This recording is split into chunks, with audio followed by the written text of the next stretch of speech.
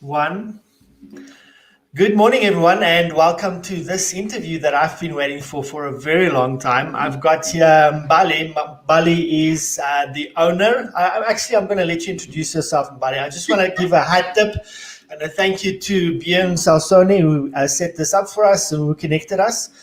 Today, what I want to talk about is groups as here in our program where we help ministries to build their media platforms. We teach ministries a 4-pillar strategy, and the third pillar of that is community. And so obviously you have managed and grown a successful community that serves South Africa from a business sense. And so, Mbali, I think we can learn a lot from you. And so that's what I want to give the benefit. That's the benefit and the value that I want to give my audience. So would you go ahead and just introduce yourself and what you do? I know that you've got I know that you're involved in a initiative or a company called Startup Grind. So yes. Just like what you do, what's your day-to-day like? And then just tell us, we're going to talk about a specific Facebook group. Just tell us what that Facebook group is. Thank you.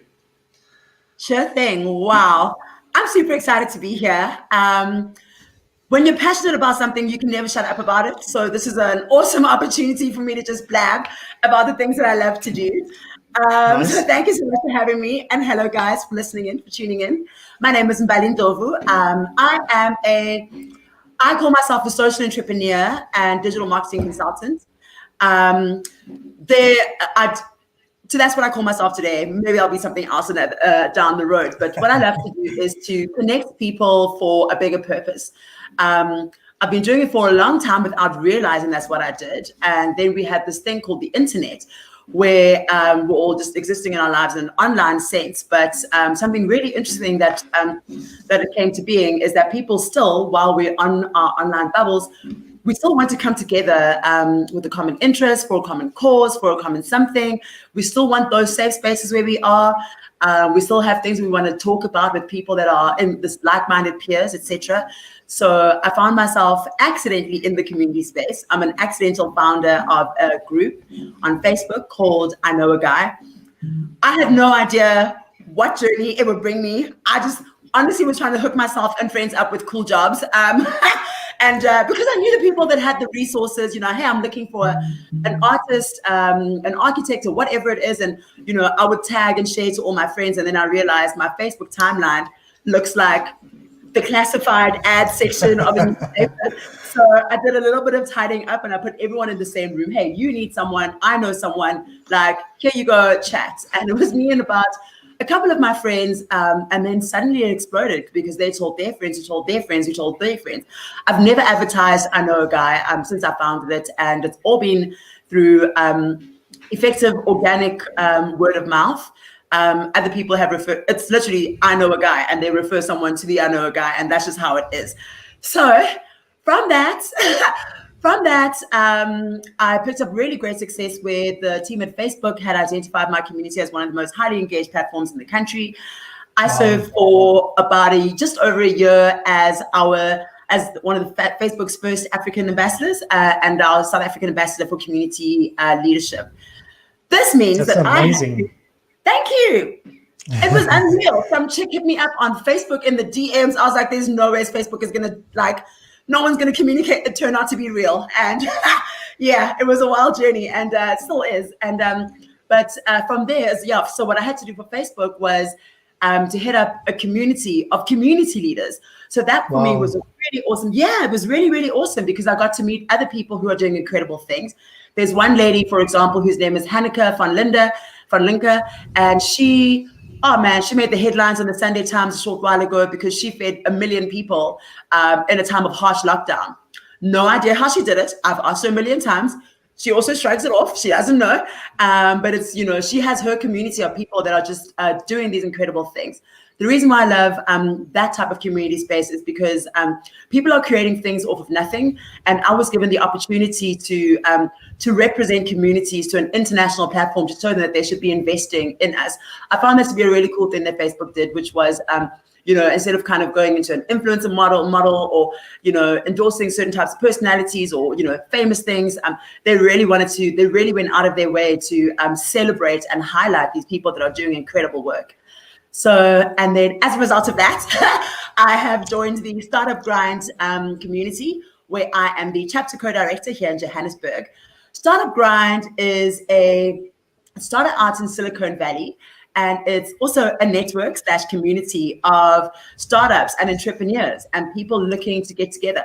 I think, like I said, we have this natural thing, need, a desire to come together for over a shared interest, over a shared cause. And this Startup Grind and the Facebook community circles and my own are really great examples of that. So with the Startup Grind community, it's insane.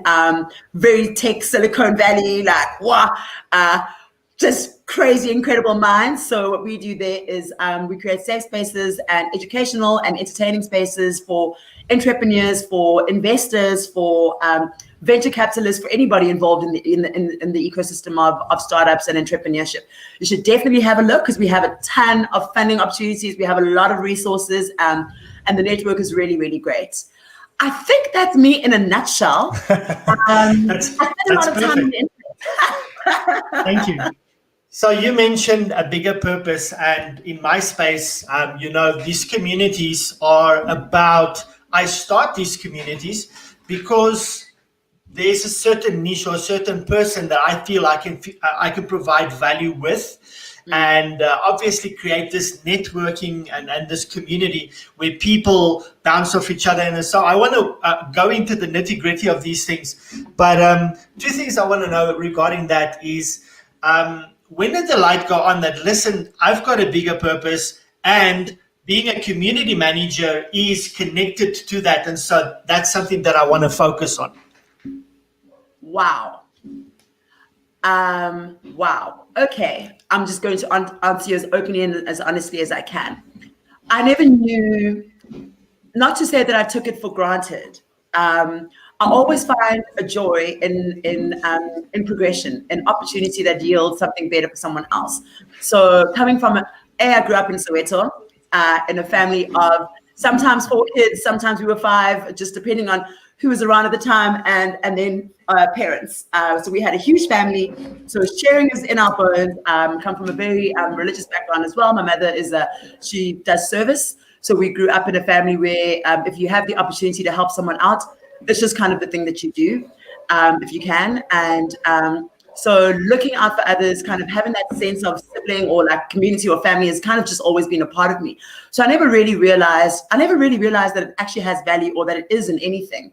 I would say really until the point that the guys at Facebook at Silicon Valley had picked me up from a whole ass Africa, take me there, show me around this big city, and it still even then didn't really click like that. Actually, what I do is really important. It's only really when my I Know a Guy community started growing, and I'd be at a coffee shop and someone would go, "Hey, listen, I got this job from are you the lady from I Know a Guy?" Because I got a face and I post a lot of memes online, and hey, are you the girl from I Know a Guy? Yes, I am. I got this job from you. My sister is something else, a photographer, whatever it is. Like, we live on your community. And I went, oh shucks. Wow. Well, I didn't plan on that. The whole time I thought it was this cute little connection thing, and everyone's happy. And for me, my priority was to create a quality space for people to have those connections. I never even thought about what people are doing. There's another woman around the same time. No, it was actually in the beginning of last year. Wow, she humbled me. She kept reaching out to me. She's opened a new salon in Parkhurst. It's stunning. Please, can I come check it out? Please, can I come? And I would. I promised to go check it out. One day I went and my mind was blown. It's such a beautiful, beautiful space. The ladies, everyone, the energy, and it just really feels so great. And when I texted her to go, look, I checked it out. The lady gave me like a free nail treatment. Like, well, what's going on? Like, wow. Thank you. Yeah. And she said, well, listen, from the wallpapers to the staff, to the uniforms, to the marketing, everything I've sourced is from I Know a Guy. And that's stuck in my head in a big way. And that's where I realized that I have a responsibility now. It wasn't this cool, execution of I can do fun things that make it cool for other people. It's, this is now something that you really need to take ownership of. Because you can, the core part of a community is to be able to, I don't want to say protect, but you want to sustain and empower that thing so it can sustain itself and sustain others. So I came to that point where I realized that my purpose is actually to connect other people. Wow. I can try a million times. It's my purpose on this earth is to bring people together and to catalyze positive change, or to catalyze, to be that voice in between, or to help figure out what problems there are so we can solve them. So that is how I found my purpose. I'm still learning to refine it. I'm still learning to channel it. How I've been doing that is through consultation of achievers, of failures as well. I believe that success has its bit of failures, and I think sometimes we focus on celebrating the achievers, where we could also learn from people who also made mistakes along the journey. So there's content work that I'm doing. I actually have even to take this purpose really seriously. I quit drinking like 518 days ago. No one's keeping count. But no one's keeping count. But I quit drinking because I wanted to just kind of really figure out how to be the most me version of myself and how to optimize my presence, because I think what requires me to take ownership of my purpose is presence. So stripping away a lot of egos and this and that, and really just kind of being with myself. I'm upskilling as well, so I can learn how to learn about the different products and tools that are out there, learn about entrepreneurship and emerging economies, so I can understand what it is that I'm doing. So I'm learning, but I know what my purpose is. That's amazing. I want to go back to the start of this community. I know a guy, and I would presume that you're involved in other stories and other platforms as well. So I'm going to assume that. And when someone starts a group, let me give you a story. I've started a group called, so my platform is called Ministry Media Mastery. And so we created this thing, Ministry Media Success. So our webinars are called Ministry Media Success. It's something that we've integrated into our marketing about 2 to 3 months ago. And then last week, I started a Facebook group and we called it Ministry Media Success. And so I did a couple of things. I also went and I did a small course on this and so on. And so we are just about to hit 100 members. And we started a week ago. So I'm celebrating that. So the question for me and for anybody else that starts a brand new group, right? One thing I think we must preface is, if you're going to start a group, you got to know why. What do you want to achieve? What do you want to do? So it is about community and bringing people together. And so in our program, it's about we teach community as an integral component to successful media overall, but specifically in our space of ministry. And so a ministry might start, and so the advice for me would be, listen, if you have a ministry for single mothers, you should create that space for single mothers and then start the group. Now the question, and I think that I broke through probably about a week ago with Facebook groups, with this group I just started. I don't know why. I don't know if I went into the same right places, whatever. I've done this for a long time, always been frustrated. About a year or two ago, I got really good results with Facebook groups, where I would go into the people in Centurion groups or whatever, and I would go and market a specific thing. And I found a key, and we can talk about it later. I found a key is, listen, you should say what you want the community to respond to. And then I use a small trick. I say, if this is something that you want, tell me that you're interested below in the comments. So someone would say, I'm interested. And what I found was, every time that someone places a comment, the post goes back to the top. And so I literally made hundreds of thousands of rands with this strategy. But, before you get to that place, you've got to grow the group. So the question again is, I'm starting a group. I know what the objective is, but how do I get people to the group? Now, you said that it just kind of growed, it just started growing organically, etc. But you must have seeded the first couple of people. What did you do that first kind of when it just started? You've opened up the group. It's there. It's got branding on it. You've done the group rules, all that kind of stuff that we'll talk about in a moment. But now I need to get people here, and not just any people. That's very important that you understand that. You've got to get people where this is going to add value to. So how do I get people to my group? Well, so how I managed to get more people coming to the group, for me, it was a lot more posts. I put an influx of the job posts that I knew specifically that the people in that community would respond to, which they did. So I think with the I Know a Guy model, it was a very fail-safe model because I kind of started here and just like zoned it on that and let that grow. Currently, I'm building a Pan-African hair community, and we have the task of bringing the continent's different faces and people into the space where, our South African hair identity is multiple, to say the least. And in certain other countries, it's, more of this type or more of that. How do we get everyone to trust us? How do we get everyone to come into the space? And I really loved what you were saying about how you would comment on other people's posts within frameworks, but it's what really fascinates me is the way that you posted it. It wasn't just that, hey, check out my group. You asked the question and you put the call to action on them, and you put the decision-making power onto them.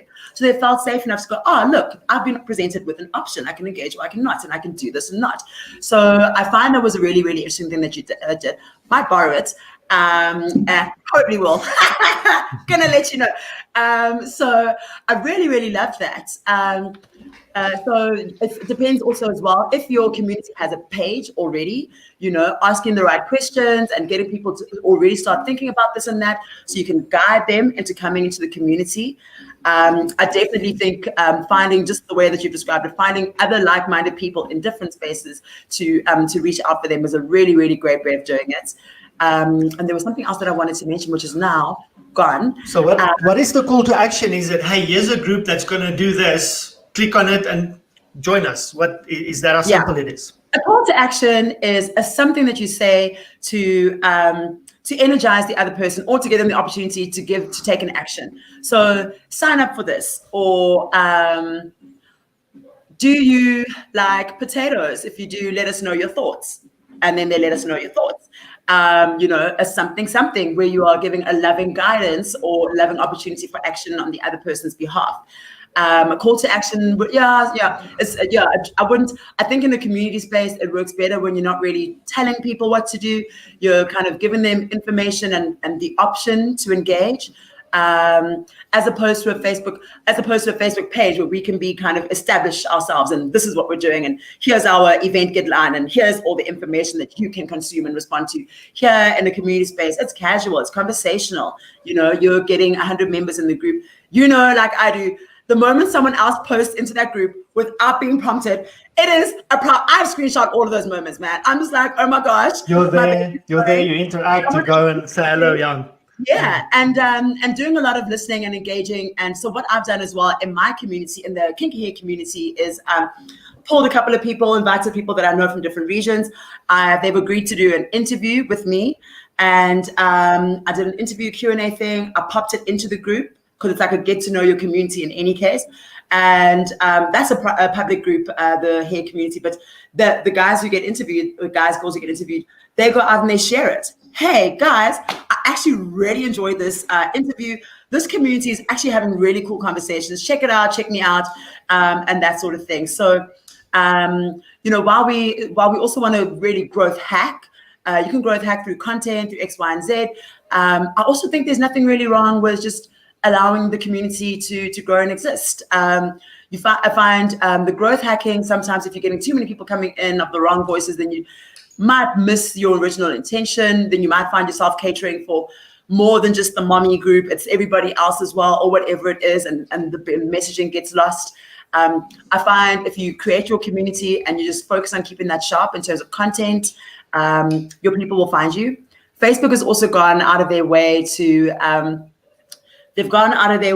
now show a lot more groups presence in your timeline and in your feed. So at any given time, Facebook is looking to suggest communities to anyone who's on Facebook. So making sure that when your community is set up, that the keywords, the tagging, all of that is really set up nicely, so that Facebook can also give you a loving little nudge to the people that require it.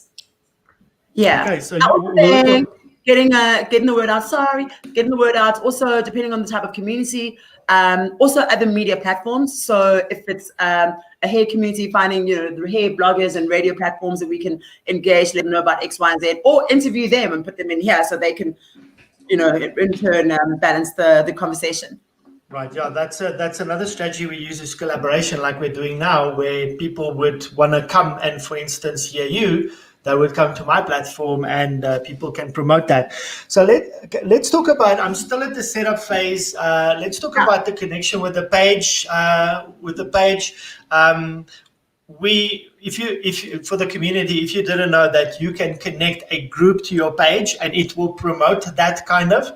But in my personal experience, is a page is a complete waste of time for me. Yes. I spend a lot of time on content. I do quote cards. I do interviews like this at least 3, 4, 5 a week. And so my energy, I don't see the ROI, obviously, in the page. So literally the page is just a place where maybe I'll put one piece of content a week just to show that there's something going on, but I'm using it for my ad strategy and targeting. That's the only thing that I'm using for that.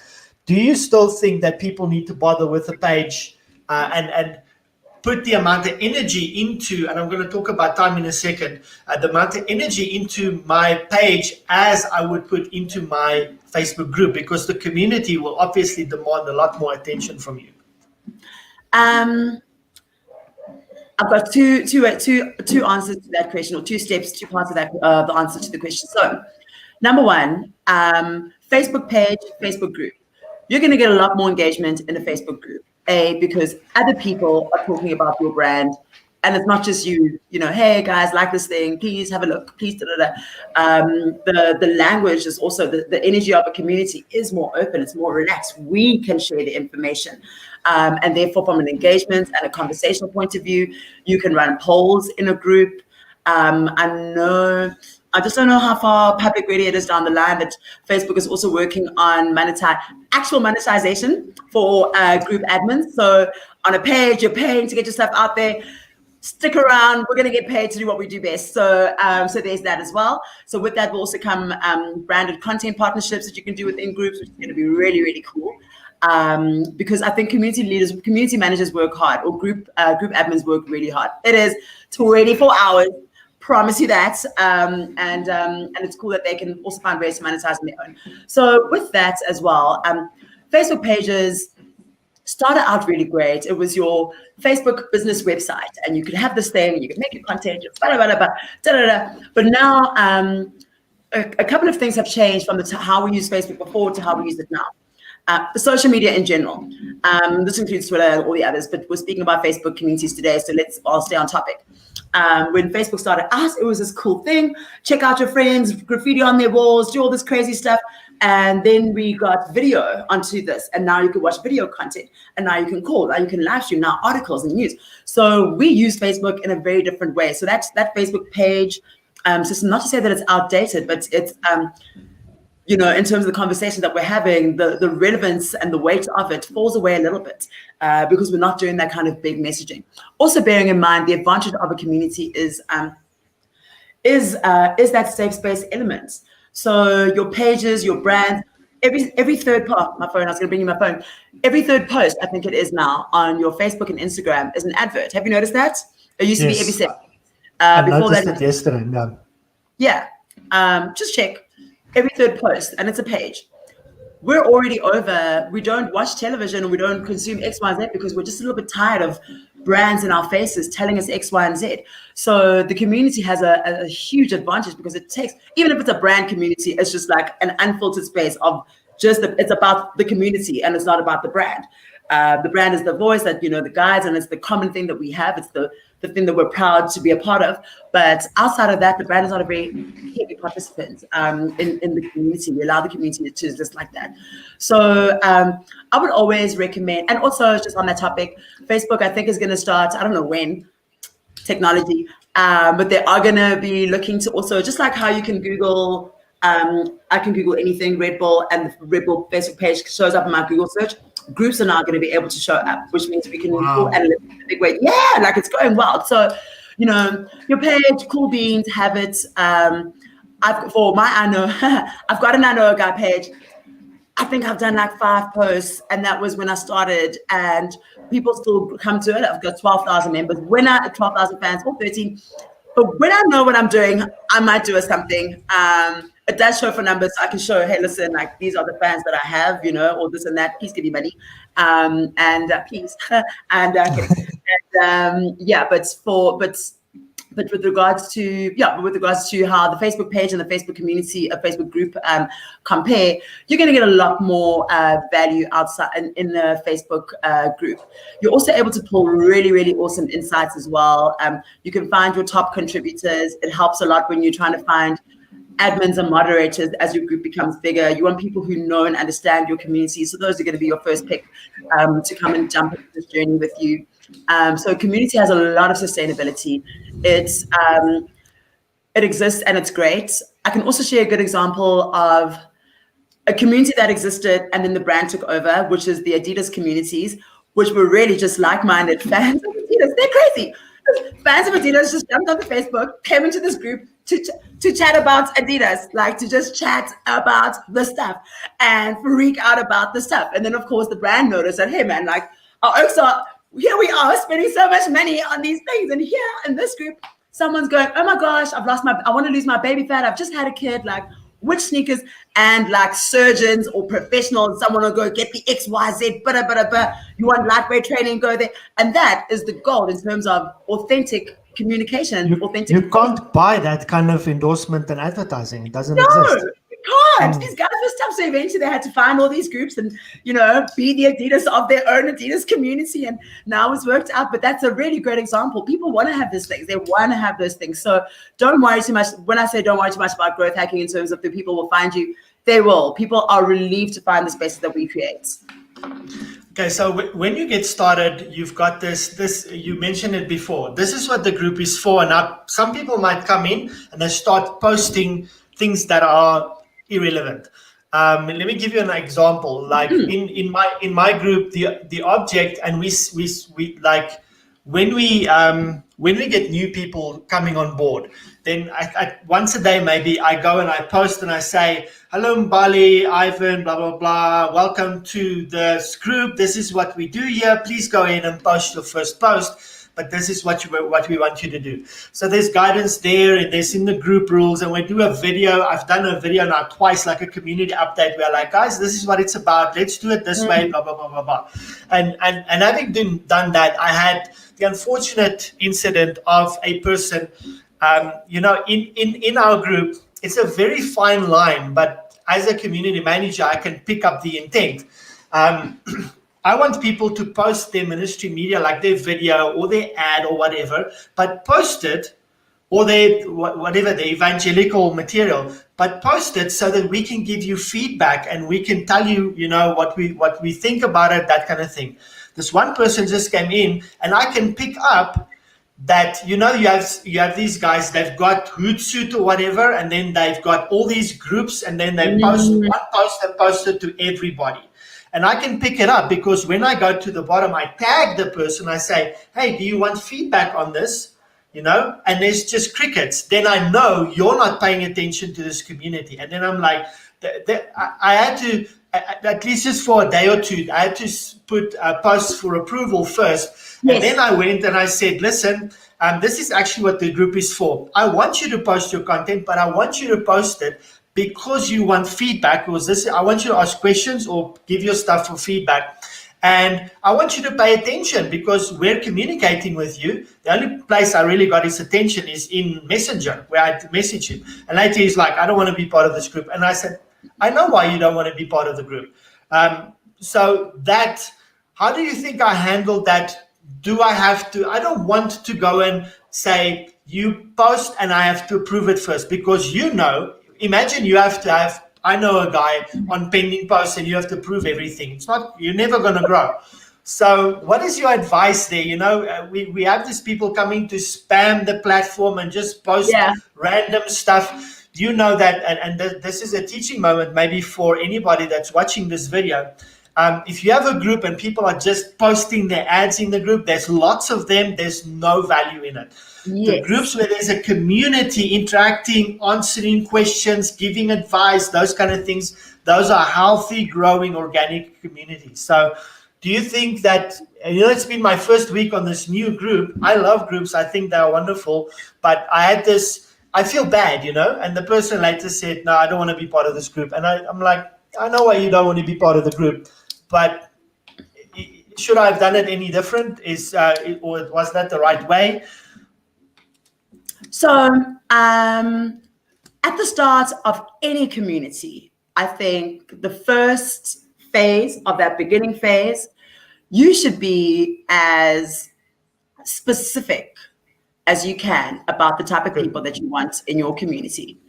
If it's a type of community where you're open-minded, let's see what manifests and define it from there, which actually now when I think about it, might have been something I did with, I know a guy, I had my people, saw what they were talking about, realized people wanted property, people wanted this, I moved the property elsewhere, so having a bit of room for movement. But we do actually still have all of our posts for approval.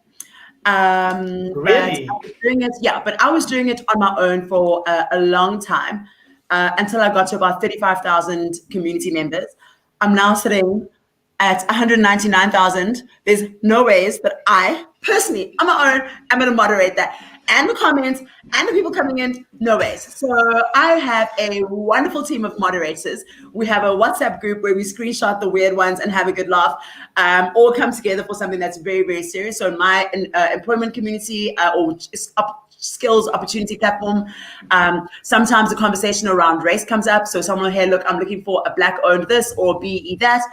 And inevitably becomes this conversation. So we actually go take a screenshot and we have a discussion about that, how we're going to monitor that, this and that and the other. When you are creating your group, some things that you can do that can set those boundaries without it being a very intention coming off as like, hey, look, what are you doing here? You can set things like membership questions. So as people click to join the group, you can set on the admin side and set membership questions. So I know a guy, my questions are, what is your location? What is your industry? And then the third one, I think, just says, hey, look, we don't allow advertising. Please read the rules, da, da, da, da. And then people will say, I've agreed, or they don't, and I just don't let them in. I think it's important when you are starting out to make sure you have the right people, especially because just like you were saying with that man who's in there, now you've got, a group of 100. What if there are 20 of those people? That's 20 conversations that could have happened. Lost. That's what I was thinking about. If I let this go at the beginning, I'm not going to have an unmanageable, useless group at the end of the day. Exactly. Okay, exactly. Cool.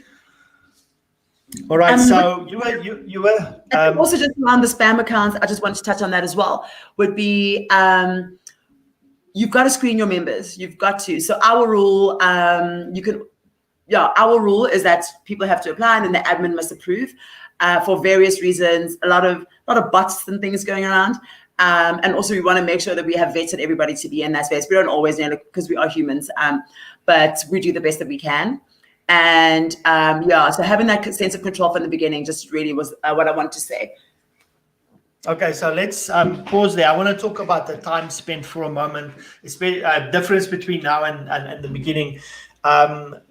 So when we're talking about vetting, I have this case where I've set up kind of rules, and which I hate the word rules there. I think Facebook should say these are your group guidelines. That's what I think it should be called. And then so I have those there, and then so I'll get people, and then the questions that you were talking about. Some of them don't answer the questions at all, and the big thing at the bottom is, do you agree to the rules? And so most of my guys just left that open. Should I not approve them if that is the case? Do you think I'll have a problem going forward? That depends on you. Sometimes if I'm unsure, I will, if it's a small enough group to manage the memories, is if I see someone is trying to join that you haven't answered the questions, babe, and like, who are you? I will decline them. And sometimes down the line, you'll see they'll try to join again, at which case I will stalk their profile again, or view. Some call it stalking, some call it research. I will research their profile. Research, guys, it's research. I'll research the profile and make sure that, yes, okay, cool. Looks like they have a good intention. Let's try them out.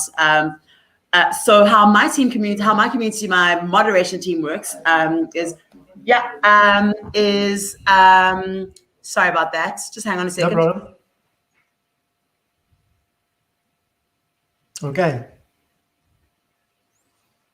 So I hope you're having a great time. We're talking about Facebook group and really digging down to the nitty gritty. We're still in the setup phase, and I have they're busy fixing something in the next room. There were hammers going on in the morning. I didn't know what was going to go. But yeah, sorry about that. I like gritty and raw and real, so that's good. My life is chaos. We were chatting about vetting the profiles. Yeah, so it really is up to your discretion. The fun part is when you are creating a community, you've got that first like month or two or couple of weeks to really troubleshoot. You know, if you want to let everyone in, let them in, and then learn what you learn from there. If you don't want to, then don't want to. I like control. I like to have a bit of a controlled environment. So I definitely vet some people. There is an option that you can also let your members of the community to approve people who are joining. So if you don't want to do too much admin vetting, and if that's a mutual friend of that person, they met with that person's here, let them in. So there is that option there. But I think really, as long as you have I love how you opened up this conversation with your why, you know, the purpose. Why am I doing this community? As long as you know why you're doing that, how it comes out and how it comes into shaping is yet to be seen. I think as long as you're always consistently listening to what your audience needs. Why I love communities, because you can do polls, even for events. Hey guys, what kind of events do you want us to do? Put a couple of suggestions. Everybody else will add to their own, and then you know from them what it is that they want. And that's a direct conversation. Then you can take that homework and work on it and provide that. So there's a lot of learning, shaping, and growing as we go. And vet, but be open-minded. I don't know. Awesome. I want to talk about the time spent. That it sounds like you're still pretty involved. The time spent at the beginning, growing and getting the group to organically grow, and everything that's involved there, and your time that you're spending on it now. And the other question on top of that is, talk about the time then and time now, and the question like, is it important and is it worth it? I need a minute to break this one down. Well, I'm trying to answer this from the perspective of the I Know a Guy community, but like I said, I didn't really take it that seriously until I realized that, oh gosh, girl, you have a purpose. So figuring out the intention of that has been a bit of a journey, and placing the intention into that. You do have to pick your battles sometimes. As a community space, there's some things that you have to kind of be vocal about that you cannot tolerate, and be vocal about that you completely are in support of, you know, those type of things. I'm going to take a little minute to think on that and get back to you with a bit more depth, if that's okay. That's perfect. We'll come back to that because I think especially for ministries are also very busy. And so the question is, do I need a community? Obviously, if you're researching setting up a Facebook group for your community, then obviously the questions are there. The questions are going to be, how much time does it take? And is that time spent on it worth it? We'll get back to that. I want to ask you this question. When you set up a group, what are the things, and I want you to talk about not just, I think we're having this conversation because of the success of the I Know a Guy group, but obviously you've got a broader vision and experience than that. When you're setting up a group, and I think this is where we end with the setup portion, we'll go into community growth, etc. So how do I make the choice when I start between closed, open, and private groups? So for me, it depends again on the why. So you get communities on Facebook such as Breastfeeding Mother Support, SA Women's Fight Back. I have just having quit drinking. I started another community, of course, called the Sober Curious Socialite, which I would love to come back and tell you guys about. It's for the Sober Curious Socialite. Ooh, what's that about? Wow. I know, mystery. But that is definitely a private group because of the because I allow myself to be vulnerable in that group as well, because other people come out with some serious conversations, and because I want to ensure, because the why I created that community is because I wanted to create the safer space online for South Africans or for people like me who just need answers, or just a space to bounce some ideas and find some resources, whatever. Keeping it mysterious, so you can check it out on Facebook. But so that's had to be a private group, because I can't let people go out and share other people's posts, even if it's a funny quote or something like that. It's not what the group is designed for. It's the help space where people can know that they're not going to be seen by the public. And then for something like I Know a Guy, where all the hair community and the others, where I want people to talk about it and to share it, that's my public group. And they, hey, I was in this thing, and they share the link to the group, and other people can join from there. So really deciding what type of group that you want. The private groups will not be listed. So you get public, private, and unlisted. Close. That's not, yeah. But you can completely delist your community. So if you wanted it to be completely safe, no one can find it on search on when they search it on Facebook, but you share that link and the right people have it like that. Or it can be more of a closed group, which is like my Sober Curious Socialite, which is private, but people can search it. They'll just see the name, how many members, what it's about, and then the option to join. So, and then also where they join, and hey, I'm Mbali. Your secrets are safe with me. Are you curious? Are you desperate? What are you? What's your story? X, Y, and Z questions, so that I can also understand who's coming into the community. So I know when I'm reaching out, when I'm talking about something, I know that I'm, not just speaking for no one or just completely misaligned conversations. So that's the conversation. That's how I would like to, how I like to view what the roles of those different types of platforms of privacy are. It just depends on how open you are to other people seeing the content that's on there. Okay, and then obviously just for education as well, if you have a product and you have a community that you serve, obviously what I've seen is that group will be closed, and one of the questions to have you kind of enter is, what is your email, so we can track it for according to the sales, etc. Let's move into, okay, now my group's set up, it started going, etc. How do you get the members engaged? Because I think that's where I'm stuck right now. I know I'm only a week in, but I'm patient but impatient at the same time. How do I get my community engaged? So here are some of the things that I'm doing. Obviously, this video is now playing live on the video, so that's content that goes out. I do live updates at least once a week. I have questions like every day, like I'll ask, like, would your community benefit if you were doing a podcast? What are the hindrances to you creating video in your ministry? Questions like that. So I know the question or the ask function in your posts, there's actually so they can ask you questions, but I've used it the other way around. But so they come back with their feedback, etc. So I understand, engagement posts, going live with video, those kind of things. Is there anything else besides that? How do I get the community? I actually want the community to post examples of their media.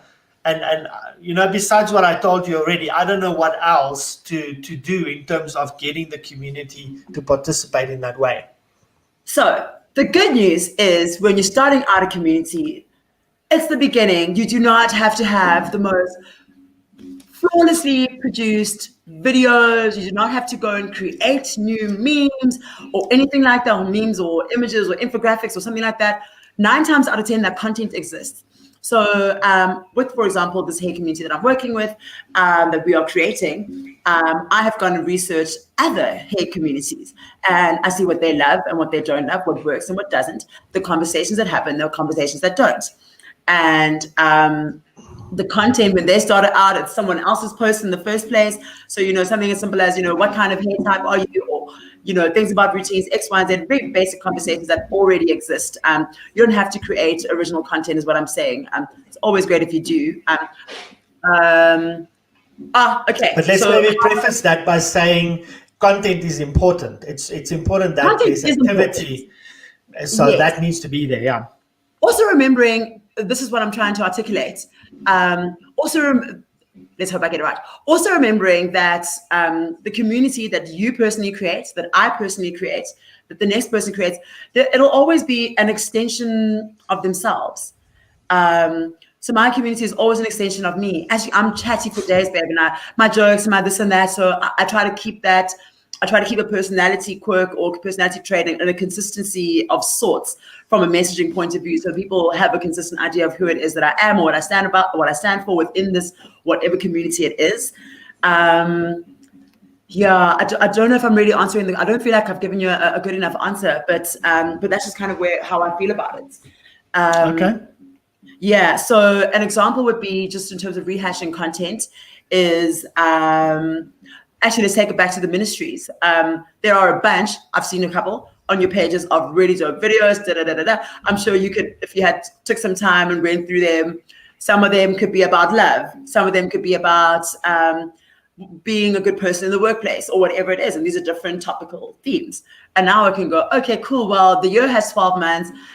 Secretary's Day is in this month, so maybe I can do employment content for there. Or, if you want to theme things up, okay, chop it up this month, that month, the other. Facebook communities is a lifesaver because it has this cool thing where you can schedule posts. You do not need Hootsuite. You put the post up. So I put a lot of content up, but I'm not doing it every time. I sit there and I get my things, so if I'm sitting somewhere else, if I have my phone now and something popped up that I think should be great for the community, I would go and post it to the community now and schedule it for, okay, cool, I've done one for Thursday, schedule it for whenever, and then I know I can chill, my content is up. What I've done as well is for the interviews is create a Google form. Any question that I can think of that has to do with my community and information they'd love to know, and then what I do is make a duplicate of that and just keep the questions that I want to ask a specific person, send that link to them, they fill it up. So you can always automate some of the processes and gather that stuff. So it's not always this put on thing. Because also remembering that at the end of the day, the community, the gold in a community is self-engagement and user-generated content. The person who comes and posts and says, oh, look at this thing that I did. I painted this thing because I love it or whatever. Hopefully because the only is, I painted this thing or whatever. And people are coming there and someone's going, oh, wow, what paintbrushes did you use? I tried to do acrylic. That's where you want your community to be. It's got nothing to do with us. We're just there to make sure they're having a good time. We are the host. So while we're getting those conversations up, why it's important to be a little bit specific about the content that you're putting up in the beginning is because it gives people a sense of what it is that happens in this group. But when it comes to going and over curating major productions, get the videos from the Facebook page, create a watch party movie night that's online. People will sit, they put their comments on, and it's like a live stream thing where people are commenting, and that's it. It's sorted, and you haven't had to do anything. You can even on Facebook with watch parties, you can create playlists. So check it out, man, for watch parties, and you can literally search within they ask you which videos would you like to add to the watch party, and I go I don't know, potatoes, and Facebook will give me all the videos that exist around here on Facebook around potatoes, and I go, okay, cool, that one's cool, that one's cool, that one's cool. Here's my watch party playlist. Okay, cool, Sunday we're hanging out and we're gonna watch this thing about potatoes, and that's it. So there are really clever ways to get around putting in content that isn't this active daily thing. We're also community leaders, so we're compassionate. We feel like we're failing if we're not seeing these things happen. So let's save ourselves from that trauma that does not need to happen, and just find the things. Memes work always. A little bit of humor, make it a Friday fun day, or whatever it is. Having your consistency days. I try not to post when I start a new community. I try not to post more than 3 times a week. That's just in my head. I don't know why. There's no rule or motivation for it. But the aim for that is from the 3 times a week is to have those consistent pocket elements. And then everybody else is kind of going on, and eventually they'll get their things going. So that's, long story short, is my suggestions on that. Okay, so we're looking at two different things in terms of strategy. One is a content calendar where you have Yeah. your questions, your videos, maybe your lives once a week, that kind of thing. And then you have something you mentioned there that is user generated content. And that's kind of where you want to get to. You want your community to be the creators, and that's what they respond to, etc. Do you think that a new community, you're talking about seeding content with your consistency going out, and later on will it organically get to where people are now Yes. posting their content? Do you ask people to do that, or you just let it happen? How does it transition to that? It's a bit of both. If I find that I'm not getting much conversation from my community, I will ask a question and put myself out first. So if it's a nails community, I will take a photo of my terrible nails, go, hey guys, what can I do about this mess? And we all have a laugh, but at least people are talking. It's a little bit of something and whatever. So, troubleshooting that and just kind of going, oh, it's a bit quiet in here. What can I do? So, but also some things that people also love to learn about themselves. So, content that shows what kind of skin type are you, or brain has not got ideas at the moment, but just asking questions and getting that kind of stuff going as well would go a long way. It is a little bit of training in the beginning and troubleshooting and seeing what people respond to. But I also find it really, really helpful if you're stuck for ideas is to find other groups, and because then at least if you can't find anything that you like, you probably will find something that you don't like. Then you can go, okay, cool, my community is not that, and you'll keep it going. Okay. I think for a page like yours, and I've seen it with the I'm Staying group as well, what's very important later on as you start organically growing and it becomes bigger than you, is you're going to have to build a team. In any organization, to have proper, healthy management of a community is going to be building a team. So can you talk me through your building your team? When did you start building a team of moderators, content creators, etc.? And how did you choose them? You mentioned before that you looked at your top fans, maybe asking them to be involved because they're already spending time there. Work me through your strategies there in terms of building your team for your group. I have or had this bad habit, still kind of have, of being okay. The building is on fire, but I'm not aware of it. Everything's fine. Cool, I'm managing. And I was not. There was an influx of posts coming in and team management, and you've got to manage the posts that come in. You've got to make sure the conversations are fine. At the end of the day, scroll through to make sure that people are not misbehaving. If they are, you check them out, you mute or you block, it's fine. And I thought I was fine until I think I fell ill or I was about to get ill, and I could not admin anything. I know a guy was dead for 2 solid days. People freaked out. What's going on? Are you okay? It's good gone. Can I help you? Can I do this? And I said, okay, cool. You know what? Maybe I should look for some help. Maybe put out the fires around me. And then I did. So I looked at some of the people that had offered to volunteer. You'll find in any community that someone will eventually reach out to ask to contribute, especially because where that comes from is really interesting, because they really believe in the community.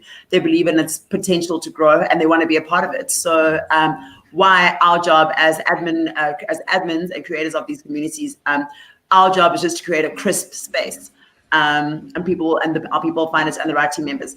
But to do with that, where was I with the team members? Oh man. Please may you ask me again.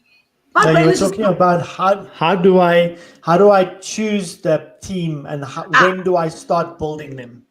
So it's always good to get an idea of who would be willing to volunteer as well. So these guys reached out to me. That's who I was. And I also had put out a post onto our guy. Hey, look, guys, I'm kind of looking for a little bit of help. We need a little bit of moderator. If you have 1 to 2 hours a day, you got your own internet access, you just work at any hours, just hit me up and let me know. And I also sent a Google form sheet where people could sign up, and I could have a look at them, from one place, a little spreadsheet, the best. And then go back into the Facebook and see who are the most highly engaged. You definitely want people who have been good participants, active participants in your community, because that means that they know how it works. They have a good command of what the rules are, what the rules are not, how to tag, who not to tag, da, da, da, da, da. They understand the language. They breathe it like an Adidas fan. So those people are definitely your first line. You just ask when you're ready in your community, or you could even in your community bio, you could say, join the moderation team, and there could be a little sign up link so that you don't feel like you're actively recruiting.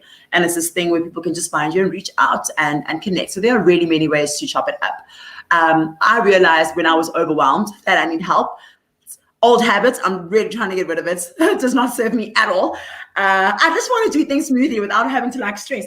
And so that was really, really great. And those moderation teams from there as well, now that I knew I was onboarding a team of moderators and 1 or 2 admins, I had to then create a model, a guideline, oh, cool, who are we? What are we about? What are the FAQs? What are the most common posts that we do not allow? What are the most gray area posts? How do we as admin respond to that?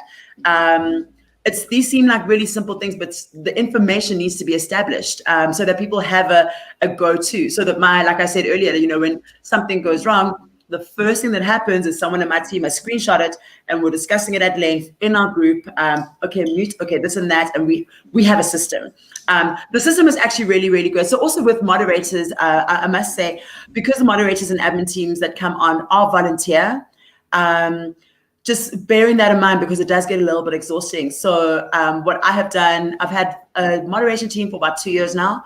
And in the first year I had them, about a year and a half in, I onboarded 2 or 3 new faces just to take the pressure off these guys. And then now with the lockdown and the pandemic, a lot of people went through a lot of financial struggles and all of this. And for me as Mbali, I could not just be like, hey guys, are we moderating? Nah, I'd rather find there's just a lot more people who had offered and to come onto the training.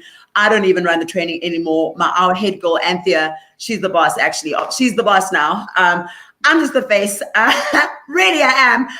She runs the show. She trains everybody. It's crisp. And we do little, we do onboard trainings.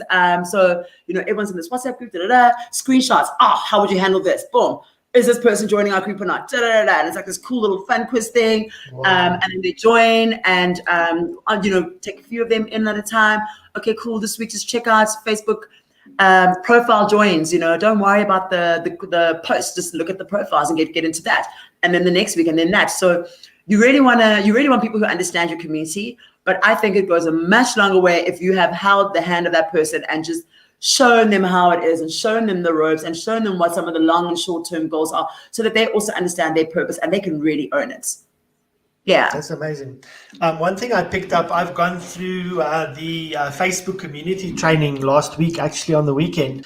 So I spent the whole Saturday just going through that. And one of the things that I picked up there is that a good strategy, and you mentioned it without actually saying it, is you create subgroups. So you might create the subgroup for your moderators where they can obviously go and discuss those things, etc. Do you think that's important to have obviously a separate community? Obviously that would be closed or private, and is that a strategy that you use? Yeah. You can't succeed without consistency and communication as a team. I believe those are integral parts of anything, and I do not feel comfortable in a space where the consistency or the communication, it's not fun. So you do need a space for the moderation team. We do have a Facebook group for these admins, but everyone just uses WhatsApp. So we have a WhatsApp group. So we just use that. It's faster, yeah. Yeah, it is. It's faster. It's this and that. I think the notifications thing, people might miss the notifications because normally, so for me, I think it's now a muscle memory thing where I filter out so many different other notifications and I automatically go into an I know a guy or this and that. I could sit here and moderate as I'm chatting and typing. So we don't see those notifications sometimes unless you actively flag it or something like that. So the WhatsApp is there. I have a WhatsApp business account, so my I know a guy group is pinned to the top of my WhatsApp group, my WhatsApp account. So it's the first message. No matter when I open that group, it's the first thing that I'll see, and any messages that come up, I'll check it out. So it is important to have that group. Also because there are, so Sometimes we have challenges around race. Sometimes we have challenges around corporate exploitation, where someone will be like, hey, I'm this corporate company, who wants some exposure? Come do some work. And one of our admins will have approved it. And then, someone take a screenshot. Hey guys, this is not something we normally post. Let's have a discussion. Then someone goes, well, listen, the reason I approved it is because of X, Y, and Z. And then we all discuss it. So we all kind of learn from one another. And it is important to have that space where we can problem solve together. It's quick, it's this and that. Boom, and it helps us to have it also helps us as a moderation team to have a unified response in terms of X, Y, and Z. It also helps. So sometimes people can get a bit rude. They can get rude and start swearing and just be out of line. And caps. Big caps, swear words, and just like insults, and just like, bro, like just chill out. But then we come into the space and someone, hey guys, I feel like I'm being attacked by this person, and then more than likely in my community, if you can't be reaching my admin, bro, leave, So we'll be like, yeah, mute that person, or we'll check them out first of all, of course. Okay, they have posted a couple of cool jobs in the past. Just mute them for a month so they can learn. If they have a problem, they'll contact admin and we'll tell them why, because we also have the screenshots. So the moderation team is really, really important. Sometimes also in our know guy, sorry, it's like a big example, but sometimes in our know guy, there'll be freelancer disputes. So I've got this plumber to do whatever, plumber arrives, the plumber feels a bit like short paid or whatever, and that person, so while those are not entirely on us, those conversations still happen, and we need to have someone to discuss those things. So yeah, it is important to have You're touching on my next question, and that is conflict. How often do you have conflict happen, and how do you manage that? So we have the rules, the guidelines, right? Yeah. Which tell you what is and what isn't allowed. One or two are like, hey man, don't be rude to people, like be a nice guy, we're nice here. And then people violate that. In terms of conflict, the first response that we do is to mute, remove, or block the most disruptive members. And I'm not talking about someone who is putting together an argument about whatever, just someone who's just there, just being disruptive, or who say this comment, I'm looking for a ballerina, for something, and someone just starts commenting nonsense about whatever, starts hating on the ballet industry or whatever, that is very irrelevant to what we're doing. I need to mute you. That's the first line. And then we look at how have they been a positive contribution to the community? If not, I'm happy to let them go because I want to retain the quality of the space.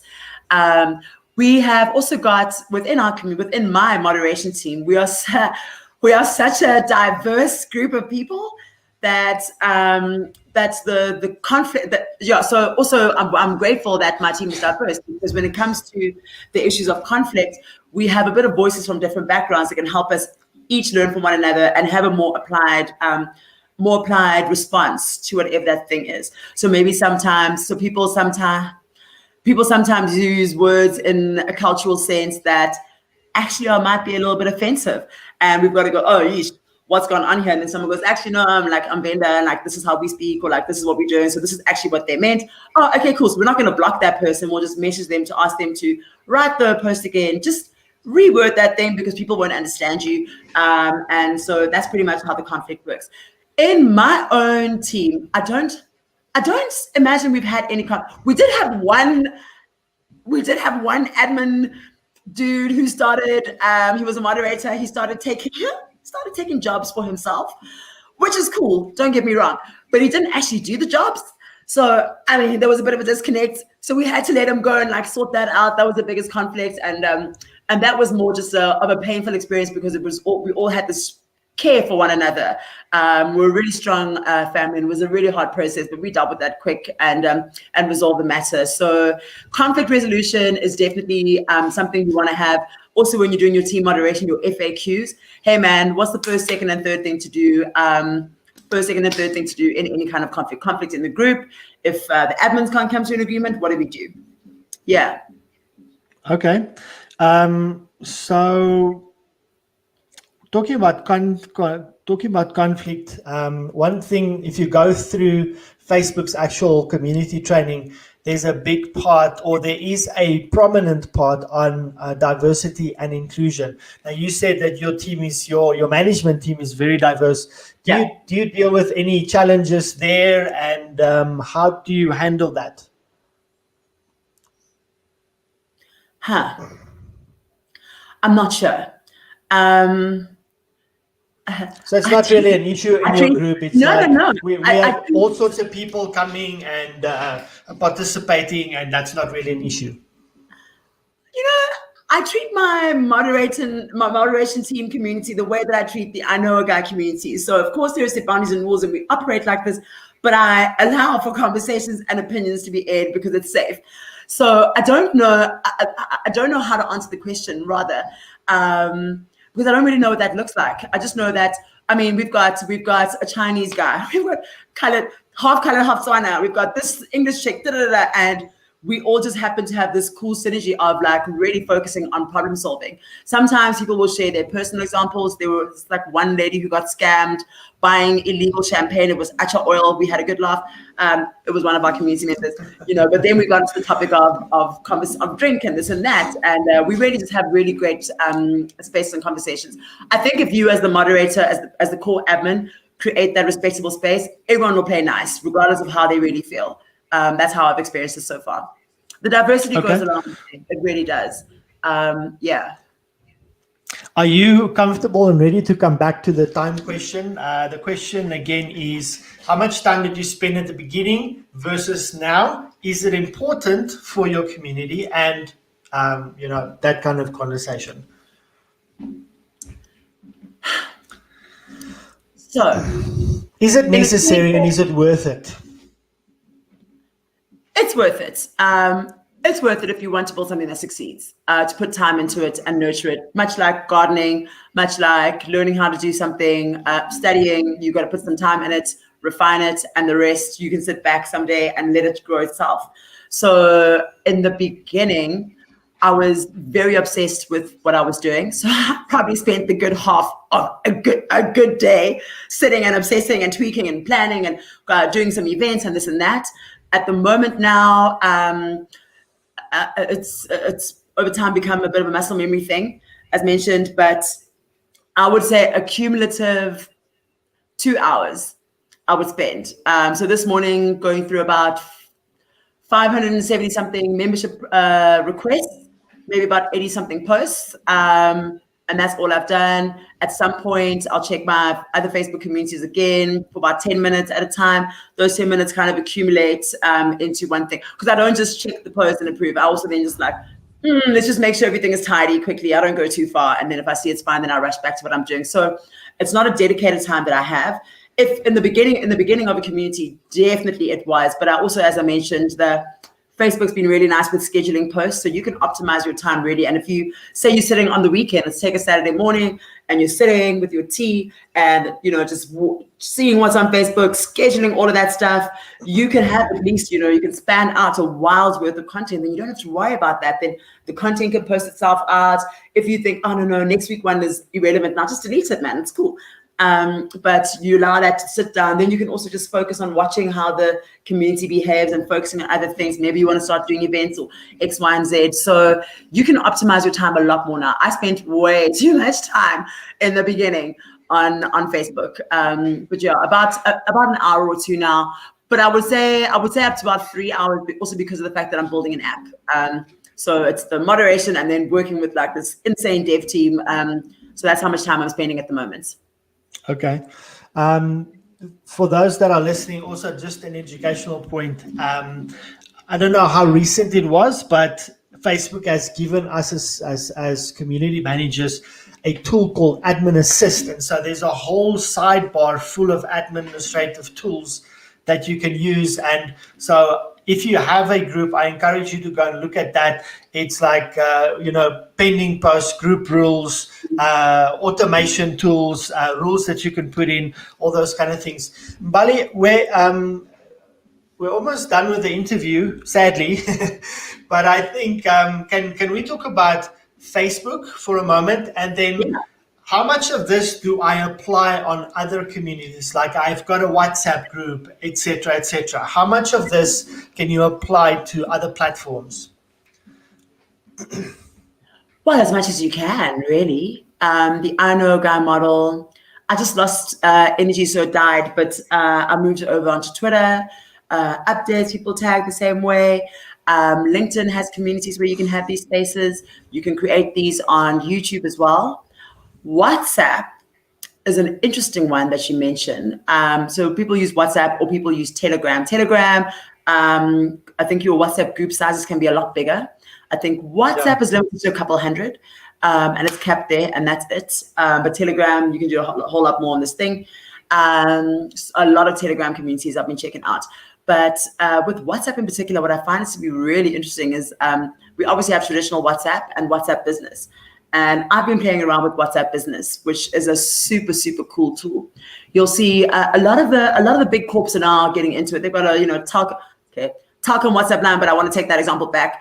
Let's just keep it as Telkom. It's internet service provider. You can WhatsApp them. There's directory catalog. DSTV also has it. You just kind of a WhatsApp line for Q&A for X, Y, and Z. So you don't have to have your Facebook community as here's my Facebook community on YouTube. No, I'm the community. This is how I work on Facebook in the form of a group. This is how I work on WhatsApp in the form of this WhatsApp business structure. This is how I work on YouTube in terms of an FAQs or whatever it is.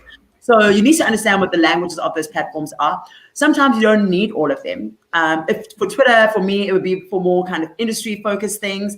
So what I do on Twitter at the moment, I'm just asking people of influence to agree to me, tweeting them questions, and they just answer me on Twitter, as opposed to like, hey, please promote me. So we're just having conversations so that I'm still being present. WhatsApp, to go back to WhatsApp, man, you should see the WhatsApp Business or WhatsApp TV business unit in Nigeria has launched, and you can do a full-on TV series on WhatsApp, just on WhatsApp Business. Come on. Wow. In South Africa, I think I want to say 2017.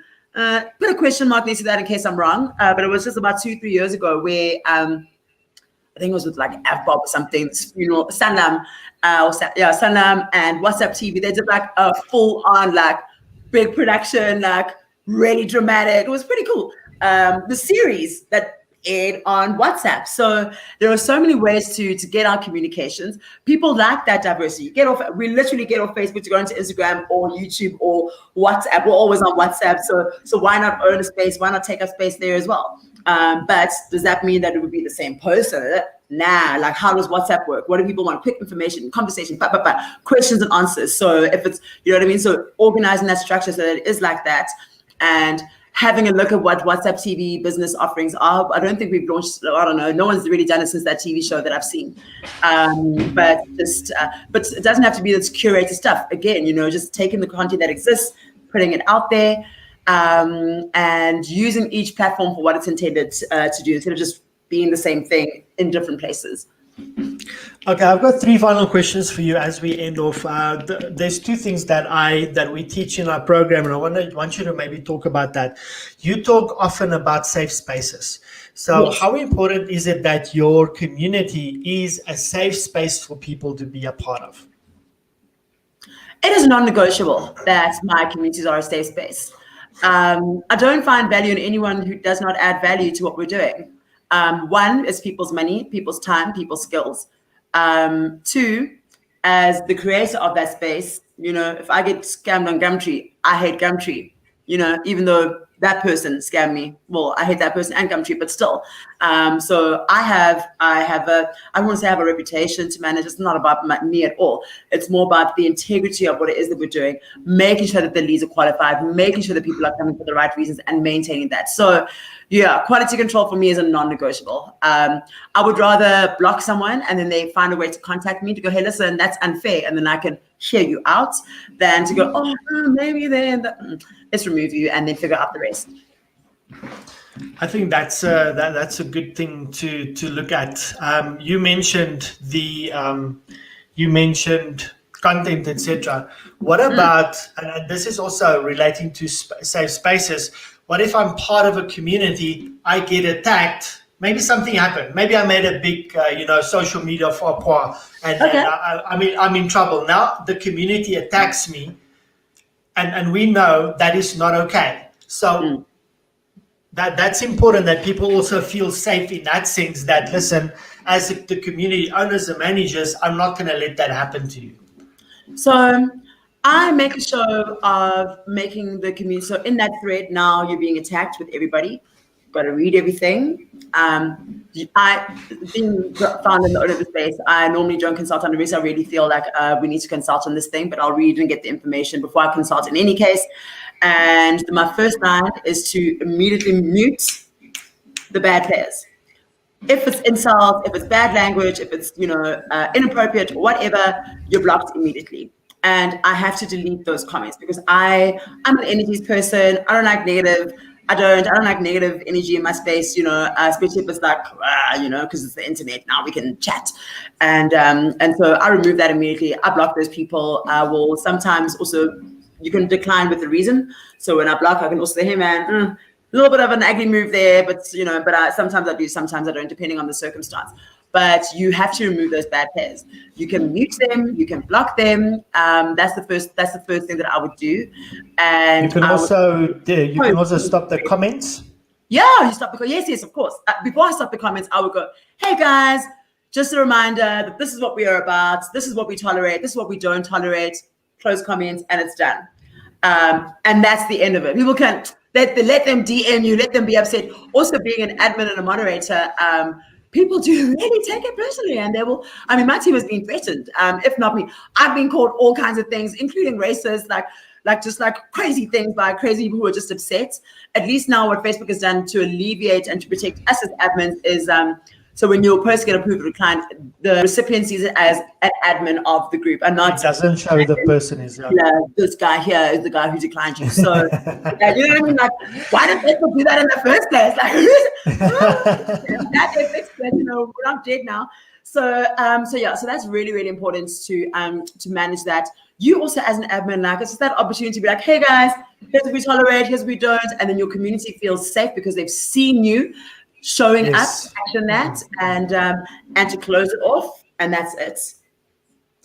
All right. The other part of that is you were talking about the Adidas incident where there was organic groups that formed of super fans of Adidas. Now we can apply that to ministry as well, because we've got these superstar pastors and preachers. Now, one thing that we teach is it's important for you to own your branded communities. You mentioned, I don't know if you alluded to that. What did Adidas do when they saw this group around that? Did they go and try and be part of that community? Did they create their own one? Because some of the things that we teach is, if you have a community about your whatever, your church or your ministry, for instance, there's the risks that there'll be miscommunication of events and information. There might be derogatory comments, those kind of things, etc., etc. So do you think it's important to own my own brand's community, or have an official brand community so people know this is the official, for instance, this is the official Adidas group, and that group is also okay, but it's not ours. It's not one that we kind of endorse or whatever. Okay, so with regards to that, there are many ways to join forces with people that doesn't have to be now we are married together. So, for example, your community, in my Facebook group, you can also link groups so that people know what my other affiliate groups are. And I can just pop you in there. So, okay, cool. Somebody has, this is our No Guy group. She also has a No Place, help a guy out. So be curious, socialize, this and the other, and whatever. So I can check out those. And I know that these are the affiliate groups of that. You can acquire, much like the way that the Adidas guys did. We love what you're doing. Can we be together? As Adidas, can we do that? And of course, these people said yes. And I think what Adidas might have done is, so with acquisitions in general, it's a bit of onboarding. I had one opportunity with the major banks to acquire, and I did not enjoy that. I'm just too independent. You want to be free, yeah. Yeah, you know what I mean? So that's also something to consider, when you're doing this brand community, like how much how much me am I putting into this? How much control do you want to have? Because that community is thriving on its own. But also, if those communities thrive on their own, are they doing damage to my brand? So you do want to know who the copycats are or know who the affiliate groups are, and keep an eye on them just to make sure we're all playing in the same volume. For myself as well, I have 1 million copycat groups. There's one in Zimbabwe. I know a guy's about this dude copy pasted everything, put the Zimbabwe flag, and that was his group for I know a guy Zimbabwe. And I was like, this guy's so rude. But I reached out to him, loved what he was doing because he's growing this community that I was not intending on doing. And now I have a I know a guy Zimbabwe community. He works together with me. He's got the training manuals. He's in our same admin and moderation group. We all Gucci, like, so now we can go out and spread. So it's not always a thing of threat to me and yours. Sometimes we can collaborate in a certain way that isn't so married, and it just makes sense to what is needed. So with me, for example, with one of the banks that came into the I Know a Guy community to this campaign, I mean, it's a free community. People just kind of speak and they're free. And now there was just like corporate structure, and you're going to post and you're going to schedule, and here's the flyers. And I'm just going, bro, we don't even advertise in here. Like, it's sad to turn our money, but I can take money and lose my community. Then I have nothing. So, and I'd rather take money that makes sense to the community, which is why I'm grateful that Facebook now has branded partnerships. So we don't have to worry about that kind of stuff. We'll just pay the right people that make sense for what we're doing. I hope that answers your question. It does. Thank you very much. I wanted to actually just, I noticed that, and I wanted to ask you specifically that question. Let's end off with that, is we referenced before subgroups, and so there's a lot of groups. I know a guy, Edenvale, etc., etc., etc. What are you reaching out to those groups because I know a guy? Is that a brand? Do you leave them? Because obviously those are guys that kind of want to take off of your credibility and start their own thing in their community. There are better ways to do that. I have been throwing my toys out the cart at the team at Facebook because the copycat groups are way out of hand. So they're very in need of an update policies. Please update your policies, Facebook, if you see this. Allow for things that should not be happening, such as copycat groups. They know, because I've explained this very many times, and I'll explain it here. The reason why copycat groups are harmful is while people have a good intention to create something of yours or create something, give it a cool name and make it work, they don't know what they're doing because they're not from here. They've not been trained by you, and they can harm. So in the moments of conflict lately, people have been getting scammed and how I know is because they post onto I Know Guy going, I got scammed here. And you check, they're not even a member. You go check and they're a member of the other group and you're going, oh, babe, like, you know what I mean? So I'm at my wit's end with Facebook. I've actually even gone on I've registered a trademark this time last year, just so I can just not have to have these conversations wherever. And just because it's I Know a Guy, and I was going to do this in any case. But so that is a constant battle. Yes, you have copycats, but it is freedom, the land of the free on the internet. So anyone can do anything really, unless you have everything. I'm throwing my toys out the cart almost daily because I don't think it's fair on them, because we work hard to do the things that we do. And for anyone to come and say, what's the point of us? Why are we here? And how, someone can literally just go and growth hack 6 million people because they spent the time or the money or whatever boosting this thing. Now they have a community by my name with 6 million people. Not that it's going to succeed because they don't have me, but what does that look like? So I think Facebook has a major, major responsibility in terms of validifying and certifying our groups and having a system like that. We also have they've also launched the Certified Community Manager program. If you go to Facebook Blueprint, they've got a couple of courses, and then there's the certified. I'm certified, but it hasn't stopped my copycats. So I don't know. I don't have an answer to that one. I'm very upset. Okay. Yeah. Mbali, the time that I booked with you is up, so I thank you for your time, and I'm very appreciative. A very dynamic conversation. I think we'll cut this up and we'll make it segmented conversations with the different topics for people to learn from. Thank you so much, and let me know if there's anything that I can help you with. Yes, definitely. Thank you so much. Thanks for listening. I hope I was helpful. I talk too much. I really love what I do, and I'm really thrilled the opportunity to share about this. I think it's awesome what you're doing. I think it's kick-ass, and I'm going to join your community actually after this call. Awesome. Thank you so much. All righty. Chat to you soon. Bye. Bye.